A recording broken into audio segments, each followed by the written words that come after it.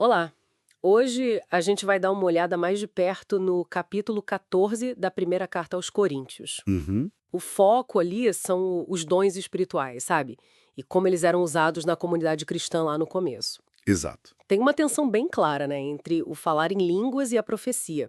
Basicamente, como a comunicação impacta o grupo. Sim, é um capítulo fascinante. Mostra bem a vida e os desafios daquela igreja em Corinto. Uma cidade super agitada, né? Com certeza. E Paulo, o autor, ele entra para orientar mesmo. O ponto dele é: tudo tem que servir para fortalecer a comunidade. A palavra é edificação. Construir o grupo espiritualmente falando. Isso, edificação. E o texto já começa comparando os dois dons, né? Direto ao ponto. Uhum. Quem fala em línguas, bom, fala mistérios com Deus. Edifica a si mesmo, individualmente. É uma experiência mais pessoal, né? Exato. Mas quem profetiza que a ti é entregar uma mensagem de Deus de forma que todo mundo entenda. Essa pessoa fala para fortalecer, encorajar, consolar a comunidade toda. Certo. Então, a preferência do autor é clara pela profecia, a não ser claro que alguém interprete o que foi dito em línguas. Aí sim a comunidade entende. É, ele até usa uma analogia com música, né? Sim, Se os instrumentos não têm notas claras, como é que a gente vai saber a melodia? Fica só um barulho. exato. Comunicação sem clareza, não funciona para o grupo. Total. E tem aquela frase forte. Eu prefiro falar 5 palavras que todo mundo entenda do que 10.000 palavras em língua. Bem direto. E esse ponto é crucial, né? O critério é sempre a edificação da igreja. Isso aparece várias vezes. Sim, o tempo todo. Por isso a importância da inteligibilidade, de entender o que está sendo dito. Senão, as pessoas ficam como estrangeiras umas para as outras dentro da própria igreja. Nossa, que imagem forte essa, né? Estrangeiros na própria casa. Pois é. E isso vale até para a oração, para o louvor. A mente tem que participar junto com o espírito. Se a pessoa entende, ela pode concordar, dizer amém. Isso une o grupo. Entendi. Quer dizer, não é só a experiência individual que conta. Não mesmo. O foco é o crescimento coletivo, a saúde da comunidade. O texto até diferencia o propósito, né? Línguas seriam mais um sinal para quem não crê, e a profecia para fortalecer quem já está na fé. Faz sentido.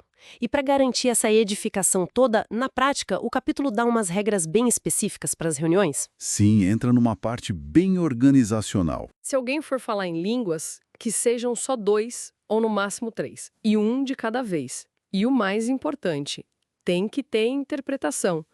Se não, Se não, silêncio na igreja. Falar só consigo mesmo e com Deus. A orientação é essa. exato. E para profecia também tem regra. 2 ou 3 falam e os outros devem avaliar a mensagem. Isso.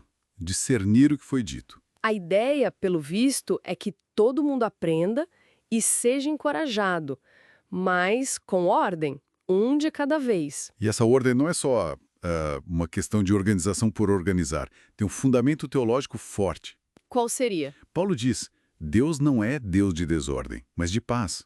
A ordem no culto, então, reflete a natureza de Deus e busca o bem de todos.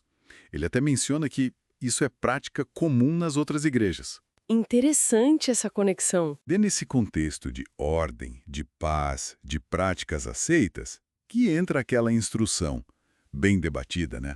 Sobre as mulheres permanecerem em silêncio nas reuniões.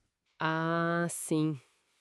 Essa parte sempre gera discussão. Pois é, a orientação é que perguntem aos maridos em casa, porque seria vergonhoso falar na igreja. Paulo alinha isso com a lei, talvez princípios gerais de ordem ou o Antigo Testamento, e chama de mandamento do Senhor. É complexo interpretar isso hoje. Com certeza. Há muitas interpretações sobre o alcance disso na época e hoje. Mas, no argumento dele ali, parece se encaixar nessa preocupação maior com a ordem e a edificação de todos.